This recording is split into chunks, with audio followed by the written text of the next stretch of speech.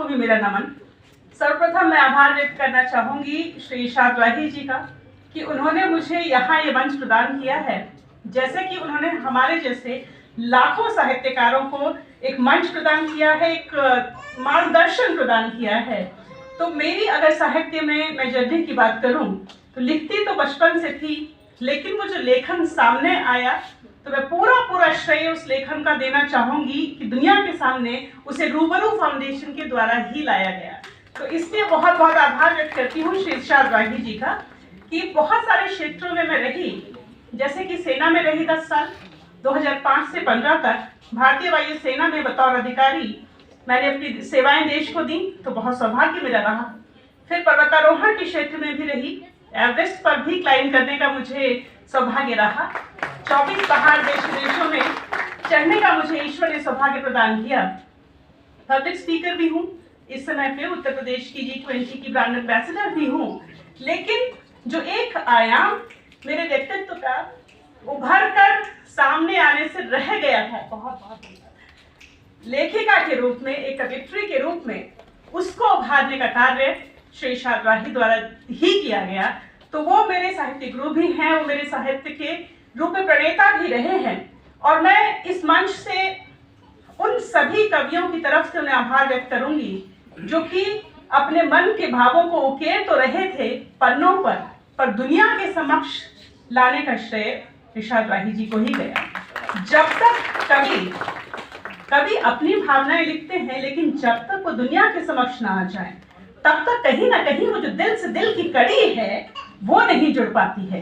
जब एक व्यक्ति से दूसरे व्यक्ति के भाव जुड़ते हैं, तभी तो मनुष्य अपने आप को मनुष्य महसूस कर पाता है। अगर हम अकेले रह सकते होते, अगर अकेले ही कागज पर लिखकर अपनी भावनाओं में हम सक्षम हो जाते और संतुष्ट हो जाते, तो हमें मंचों की आवश्यकता नहीं होती। इंसान हमेशा समाज का सृजन इसीलिए करता आया है क्योंकि उसे आवश्यकता है।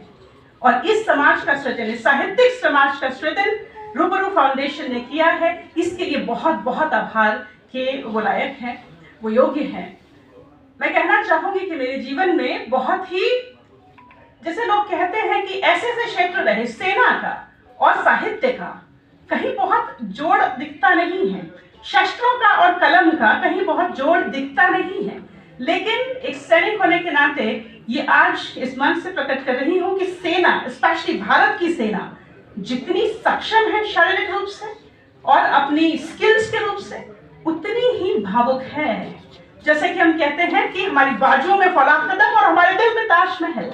और जब तक हमें हमारे हथियार मिलते रहेंगे, तब तक हम देश की रक्षा करते रहेंगे। जब तक हमारी कलम को ऐसे मंच मिलते रहेंगे, तब तक हम एक अच्छे इंसान के रूप में, जो सैनिक की छवि हर व्यक्ति के दिल में है हमारे देश में, उसको भी बनाए रखेंगे। तो बस अपनी 2 पंक्तियों के माध्यम से मैं यहाँ ये पंक्तियाँ इरशाद जी को ही आज डेडिकेटेड करना चाहूंगी।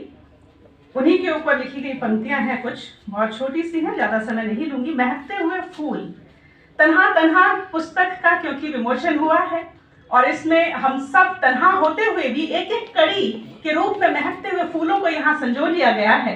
तो जिस प्रकार हम तन्हा भी हैं लेकिन महकते हुए फूलों के रूप में एक गुलदस्ता भी है, एक माला भी है, वैसे ही ये कुछ पंक्तियां इरशाद जी को समर्पित हैं। कभी कभी कुछ चीजें आपके जीने का सहारा बन जाती हैं, कभी कभी कुछ चीजें आपके जीने का सहारा बन जाती हैं, जैसे किसी की आवाज़, जैसे इरशाद जी की आवाज़, जैसे हमारे जो आज के एंकर हैं प्रदीप जी, उनकी आवाज़, जैसे हमारे बहुत सारे साहित्यकार अभी यहाँ पर अपनी रचनाएं पढ़ के गए हैं, उनकी आवाज़। कभी कभी जब रात के सन्नाटे में आप खुद को तन्हा महसूस करते हैं, तो किसी की आवाज़ ऐसे ही आपके दिलो दिमाग में गूंजा करती है। तो कभी कभी कुछ चीज़ें आपके जीने का सहारा बन जाती हैं, जैसे किसी की आवाज़, किसी के अल्फाज, किसी का अंदाज, किसी का आगाज, किसी पर नाज, किसी से आस, किसी पर नाज, किसी से आस, पलकों पर बैठी एक अनकही बात।